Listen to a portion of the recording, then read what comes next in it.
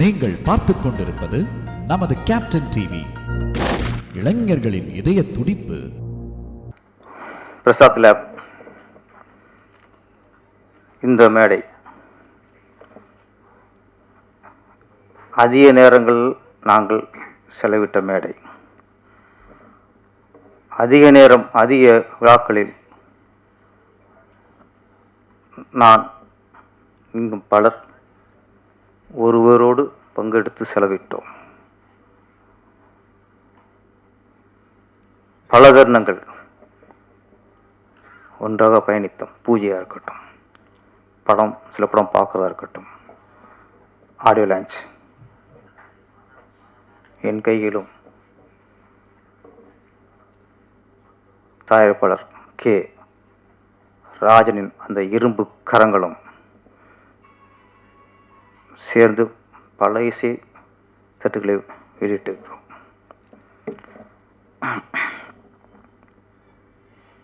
நேற்றுலேருந்து இன்னைக்கு இப்போ கூட நம்ப முடியல. ஏன்னா ஒருத்தர் ஒரு யாரோ தயாரிப்பாளர், ஒரு நடிகரை, யாரோ ஒருத்தர் சூசைட் பண்ணிட்டார் அப்படின்னா அந்த கேரக்டரை பொறுத்து நம்ம நம்பிடுவோம். ஒரு பல வருஷம் முன்னாடி ஜிவி அப்படின்னு ஒரு தயாரிப்பாளர், ஜி வெங்கடேசன், அதான் நாயகன் படம், மௌனரகம் படம் தயாரித்தவர். அவருக்கே ஒரு கடன் பிரச்சனை. அவர் இந்த மாதிரி சூசைட் பண்ணிட்டார், தற்கொலை. அப்போ அதுக்கு காரணம் தெரிஞ்சது, இந்த கடன் தொழிலில் இறந்துட்டார். ஓகே, காரணம் தெரிஞ்சு நம்மளுக்கு. அப்போ இறந்துட்டார், என்ன ஒரு அணுவாக போட்டோம். இவ்வளவு பிரமாண்டமாக படம் பண்ண ஒரு தயாரிப்பாளருக்கு எப்படியா அப்படிங்கிறது நம்ம ஆதங்கப்பட்டோம். இந்த கே ராஜன்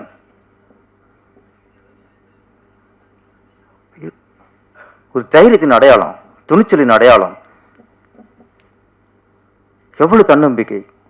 எத்தனை பேருக்கு அவர் இந்த மேல அறிவுரை சொல்லியிருக்கிறாரு. ஒன்னே ஒன்றுதான், இந்த கே ராஜன் என்பவர் தயாரிப்பாளரா, இயக்குனரா, நடிகரா, இது எல்லாத்தையும் விட ஒன்று சார், சினிமா மீது அக்கறை உள்ள மனிதன் சார். இந்த சினிமா நல்லா இருக்குன்னு நினைச்ச, உண்மையிலே நல்லா இருக்குன்னு நினைச்ச ஒரு உன்னத உள்ளம் சார் அவர். இங்கே பேச சும்மா ஆவேசம்லாம் அவர் பேசிட்டு போல, ஆதங்கம். இப்படி தயாரிக்கிறாங்களே, இப்படி பிளான் பண்ணாமல் பண்ணுறாங்களே, இவ்வளோ சம்பளம் பேசுகிறாங்க, படத்தை ரிலீஸ் பண்ண முடியலையே,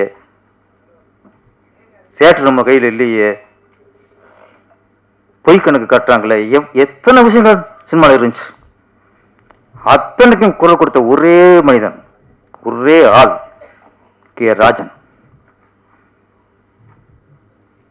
எப்படி இந்த எண்ணம் வந்துச்சு? எப்படி சார்? ஒரு மனுஷன் 85 வயசு சார், இன்னும் ஒரு 6-7 வருஷம் கலந்துருந்தா உங்களை இயற்கையே கூட்டி போயிருக்கும்ல. இவ்வளோ வயசு, இவ்வளோ ஆயுசு நம்மளுக்கு. 85 வயசுல ஒருத்தருக்கு தற்கொலை பண்ணுங்கிற ஒரு தோணுச்சுன்னா உலகத்தில் அதான் சார் மிகப்பெரிய கொடுமை. முதுமையில் ஒரு ஆயுசு முடிவு பிறகாத்த ஒரு தற்கொலை பண்ணுற முடிவு பண்ணுறானா, எவ்வளோ ஒரு கொடுமை இது. அப்போ அந்த மனசு எவ்வளவு வேதனைப்பட்டிருக்கும். நான் நேற்று நினச்சி பார்க்குறேன், இந்த வயசில் எப்படி தோணிருக்குன்னு தெரியல. உங்களுக்கு 30 வயசுல போகலாம், 40 வயசுல தோணலாம், 50 வயசுல தோணலாம். எப்படி 85 வயசுல இப்படி ஒரு மனுஷனுக்கு தோணும்? அப்படி தோன்றது தான் எவ்வளோ ஒரு வேதனையாக இருக்கும். நீங்களும் சாதாரண ஒரு சால்வான ஆள் இல்லையே, சாதாரண ஒரு மனிதன் இல்லையே. பருவாபாச்சல திருட்டு விசிறிய உள்ள புகுந்து ஒத்தால் தனி மனுஷனா போய் எல்லாத்தையும் அடிச்சு நொறுக்குனீங்கல்ல, அந்த கே ராஜன் எங்க சார்? கே ராஜன் ஆத்துல விழுகிறக்கா? விழுந்து போன சினிமாவை தூக்கி நிறுத்துறதுக்கு அவ்வளவு பேச்சு பேசினீங்களே, போய் ஆத்துல விழுந்துட்டல சார்.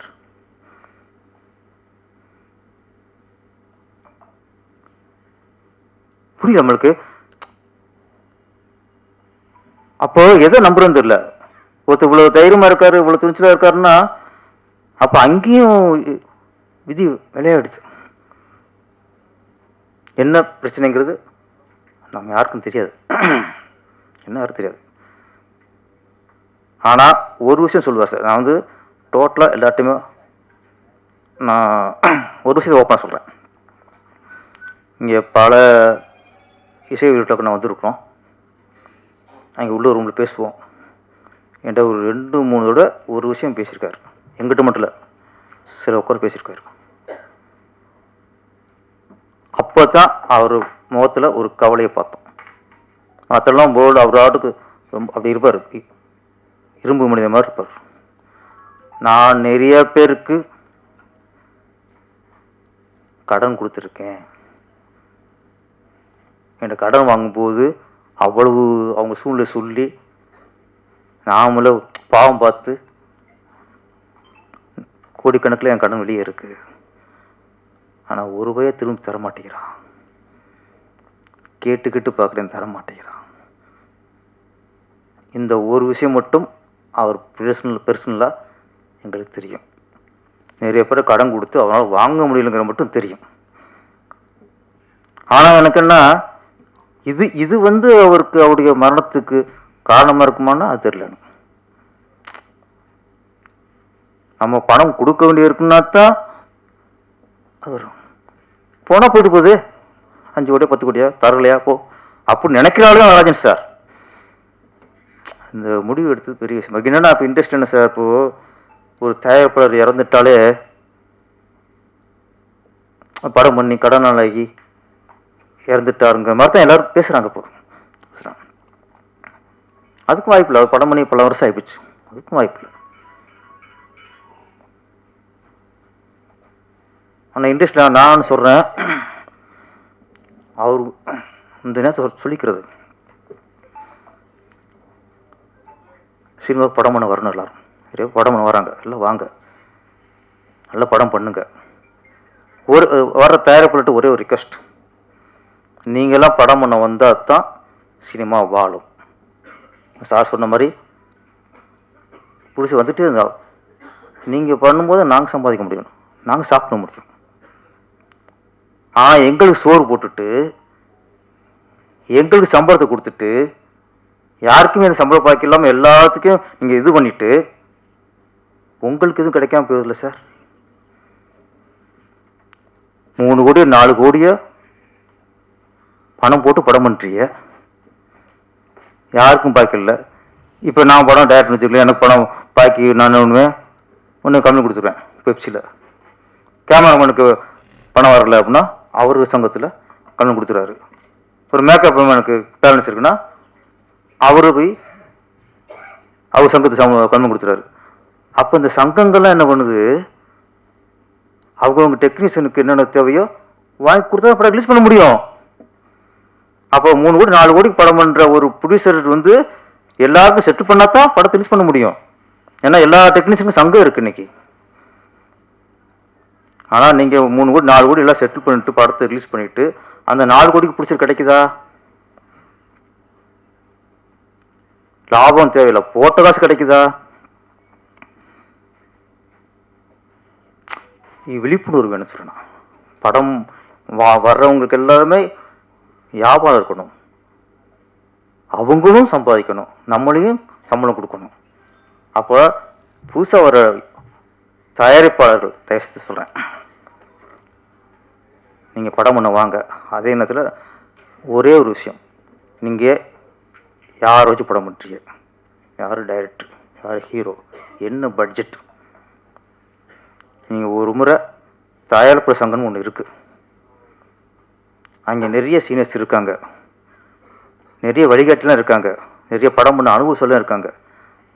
ஒன்றுமே இல்லை சார், இதான் கதை, ஒரு டைரக்டர் ஒரு ஹீரோ இந்த பட்ஜெட்டு சொல்கிறாங்க சார், படம் பண்ண போகிறோம் சார் அப்படின்னு அவங்கள்ட்ட உட்காந்து 2 நாள் 3 நாள் நீங்கள் ஒரு கவுன்சிலிங் உட்காருங்க சார்.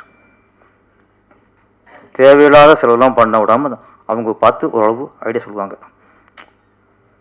ஏன்னா புதுசாக வரவங்களுக்கு என்ன தெரிய மாட்டேங்குது, யாரோ சொல்ல நம்பிட்டு பணத்தை இறக்கிறாங்க. 4 கோடி பண்ணுங்க, 8 கோடிக்கு பிஸ்னஸ் ஆகுமாங்க. இழுத்து விட்டாங்க.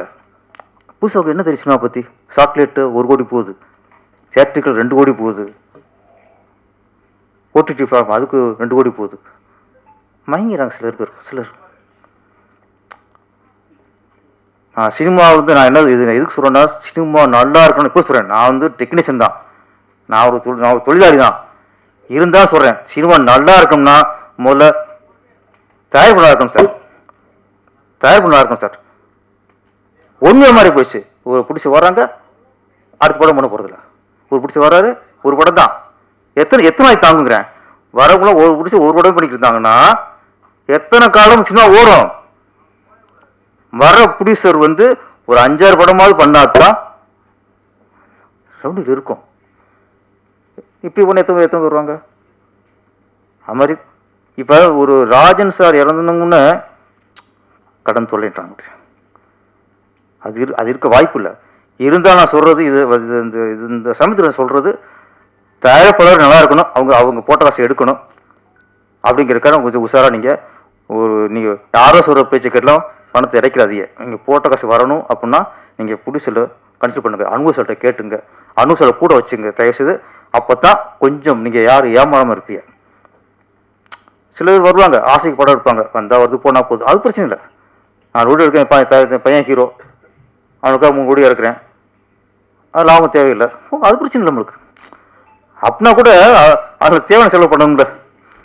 அது இது கொஞ்சம் இந்த சூழலை சொல்ல வேண்டிய. அப்புறம் இன்னொன்று ஒரு பேசினார் குல்சுரேஷும், சினிமாவில் ஒரே ஒரு விஷயம் மட்டும், அது ஊடகங்களும் சில இதில் மிகைப்படுத்தும். சில விஷயங்கள் பர்சனல் விஷயங்கள்லாம் பர்சனலாக போகிறது நல்லது. சினிமாக்காரங்களும் மனுஷங்க தான், இங்கே நடிகர்களும் மனுஷங்க தான், டைரக்டரும் மனுஷங்க தான், தயாரிப்பாளரும் மனுஷங்க தான், எல்லாம் மனுஷங்க தான். அவங்களுக்கு ஒரு பிரச்சனை இருக்கும், லைஃப் இருக்கும். இந்த விவாகரத்துங்கிற ஒரு விஷயம் இருக்குல்ல, இந்த ஒரு குடும்பத்தில் விவாகரத்துன்னு வந்தால் அது வந்து துக்க வீட்டுக்கு சமானம் சார். வெளியே பார்வைக்கு நம்ம 1000 விமர்சனம் பண்ணிக்கலாம், அப்படி இருக்கலாம், இப்படி இருக்கலாம், இது அவங்க மேலே குத்தமாக இருக்கலாம், இவங்க மேலே குத்தமாக இருக்கலாம், நீங்கள் அம்மா பேசலாம். அந்த வீடு ஒரு துக்க வீட்டுக்கு சமானம். அதில் ஆண் மேலே தப்பா பெண் மேலே தப்பா தெரியாது. ஆண் தப்பு பண்ணியிருக்கலாம், இல்லை பெண்ணும் தப்பு பண்ணியிருக்கலாம். அதை நிர்ணயிக்க நம்ம இல்லை, அது கோர்ட். சொல்லுவோம், யாரும் தப்புன்னு கோர்ட்டு சொல்லுவோம், அது பார்த்துக்கட்டும். நம்ம யுகத்தில் போய் இவன் தப்பு பண்ணியிருப்பான், அந்த மாதிரி தப்பு பண்ணிருக்கு தேவையில்லை சார், அசிங்க சார். இன்னொரு குடும்பத்தை போட்டு அலசி ஆராயலாம் நமக்கு தேவையில்லை சார். அவங்க கோர்ட்டு போனாலும் கோர்ட்டு அவங்க பார்த்துக்கிட்டேன் சார். இன்னொன்று அவங்களும் பொதுவில் வரும்போது தான் விமர்சனம் வருது. அவனை சினிமா இங்கேருந்து நிறையா இந்த விமர்சன பேரில் நிறைய அதுவும் ரொம்ப விமர்சனம் நோக்கடிக்கிறாங்க. நமக்கு வந்து ஒரே விஷயந்தான், ராஜன் சாருடைய ஆத்மா சாந்தி அடையணும். ஆமாம், அதுக்கெல்லாம் உள்ள இறைவனை வேண்டுகிறேன். இந்த விசாரணை கைதி நல்ல வெற்றி அடைந்து எங்கள் தயாரிப்பாளர் வெங்கடேஷ் சாரை தொடர்ந்து படம் பண்ணணும். தொடர்ந்து எங்கள் மாதிரி சின்ன சின்ன டெக்னிக்கெலாம் இங்கே கொஞ்சம் வாழ்வாரத்தை காப்பாற்றணும். இந்த படம் வெற்றி அடைந்து இந்த படத்தை ஒர்க் பண்ண நடிகரும் சரி, தொழில்நுட்ப கலைஞரும் சரி, எல்லாருக்கும் மிகப்பெரிய வெற்றி அடைய வாழ்த்துக்கள். நன்றி, வணக்கம். நன்றி சார். இறுதியாக நன்றி உரை அளிப்பதற்காக விசாரணை கைதி படத்தின் இயக்குனர் SR மணிகண்டன் அவர்களை பேச அழைக்கிறோம். பத்திரிகை மற்றும் தொலைக்காட்சி நண்பர்களுக்கு மாலை வணக்கம். சார் பேரர் சார், ரொம்ப நன்றி சார், நீங்கள் வந்து எங்களை பாராட்டினது. தமிழ்ச்செல்வன் சார் உங்களுக்கும் சார், குல்சுரேஷ் சார், மகேந்திரன் சார் ரொம்ப நன்றி. இன்னொருத்தர் முக்கியமாக ஒருத்தருக்கு நான் நன்றி சொல்லணும். இந்த படம் இந்த ஸ்டேஜிங் நிற்கிதுன்னா அது காரண திலக்குன்னு ஒருத்தர், அவர் இங்கே வரல, இருந்தாலும் அவருக்கு ஒரு மிகப்பெரிய நன்றி. அதுக்கப்புறம் இந்த ப்ரொடியூசர் வெங்கடேசன் சார் என் மேலே அவ்வளோ நம்பிக்கை வச்சு இந்த ப்ராஜெக்ட் கொடுத்தாரு. அவருக்கு என்னோட காலம் முழுக்க நான் நன்றி கடன் பட்டிருக்கேன். நன்றி, வணக்கம். நன்றி சார். அடுத்தபடியாக இசைத்தட்டு வெளியிடும் நேரம். சிறப்பு விருந்தினர்களாக வந்திருக்கும் சேலம் RR தமிழ்செல்வன் அவர்கள், டைரக்டர் பேரரசு அவர்கள், நடிகர் மகேந்திரன் அவர்கள், ஆக்டர் கூல் சுரேஷ் அவர்கள் இசைத்தட்டு வழங்க விசாரணை கைதி படத்தின் நடிகர்கள் மற்றும் தொழில்நுட்ப கலைஞர்கள் பெற்றுக்கொள்வார்கள்.